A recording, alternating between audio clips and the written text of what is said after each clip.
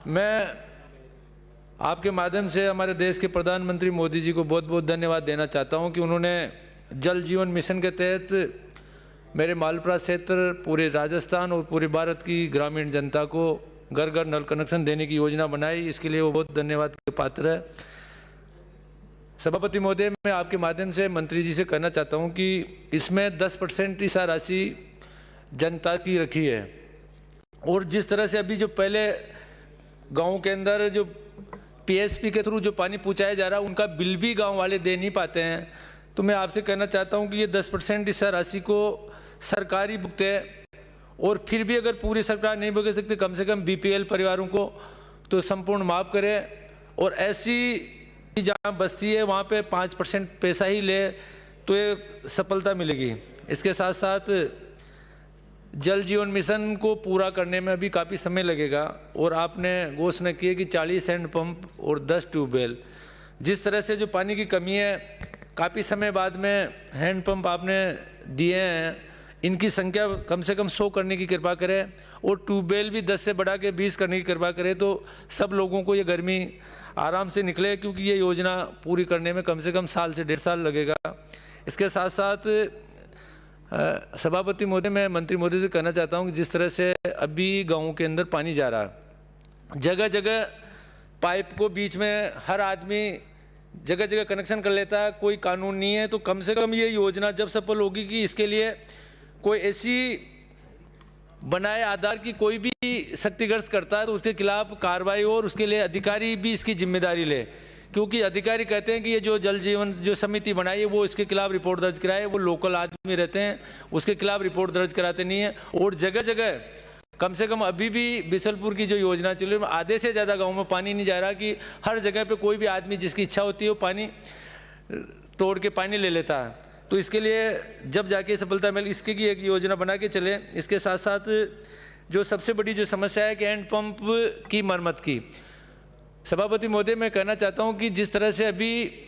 जो गर्मी में अभियान चलता है तब तो हैंडपम्प ठीक हो जाते हैं, बाकी समय में हैंडपम्प मिस्त्री कम से कम आज 20 साल 25 साल से कोई भर्ती नहीं, सारे या तो बीमार है या रिटायर हो गए,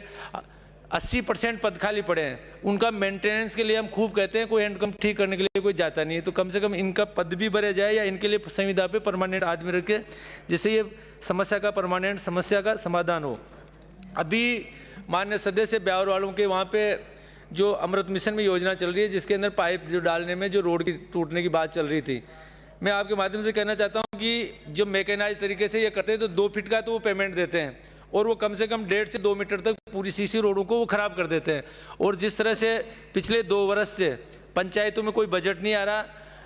इसके लिए भी कम से कम 1 मीटर चौड़ाई के अंदर की मशीन से, कि लेबर काम कर नहीं पाती, मशीन से करते तो 1 मीटर चौड़ाई का एस्टिमेट में लेके चले, जो उसका दोबारा कम से कम उसका मेंटेनेंस हो सके, कि 60 सेंटीमीटर में न तो दोबारा मेंटेनेंस कर पाते हैं, तो एस्टिमेट में ये प्लानिंग लेके चले तो ये स्कीम भी पूरी सक्सेस हो, और वो गाँव की सड़कें खुद भी पड़ी नहीं रहे, उसका दोबारा मेंटेनेंस हो जाए। अभी काफ़ी कुछ बातें चल रही थी, हमारे दूदू से आने वाले माननीय सदस्य कह रहे थे कि टोडा राय सिंह से जो दूदू की जो लाइन है वो जगह जगह से डैमेज हो चुकी है, उसका पानी जगह जगह निकला पड़ा रहता है, जगह जगह वेस्टेज जाता है। तो उसके लिए भी जो सीमेंट पाइपलाइनर काफ़ी कम से कम 15 साल पुरानी लाइन हो चुकी है, उसको भी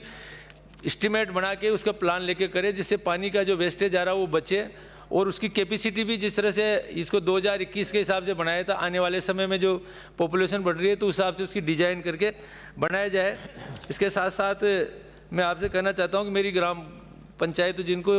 जल जीवन मिशन में जोड़ा जा रहा है, उनको जल्दी से जल्दी डीपीआर बनाए। ये मेरी निम्न पंचायतें बांसेड़ा, बोटुंदा, कंवरावास, कुकड़, रील्या, मेरू, मांदोलाई, बावता, लक्ष्मीपुरा, दाबड़दुम्बा, मुंडिया, दतोब, कुआड़ा, जाड़ली, इंदौली, टोड़ी, डूंगरी, तिलांजू, कलमंडा, लावा, चैनपुरा, किरावल, देसमा, देवल, पचेवर, पारली, गनवर, मलिकपुर, आवड़ा, मोरला, सिंदोला,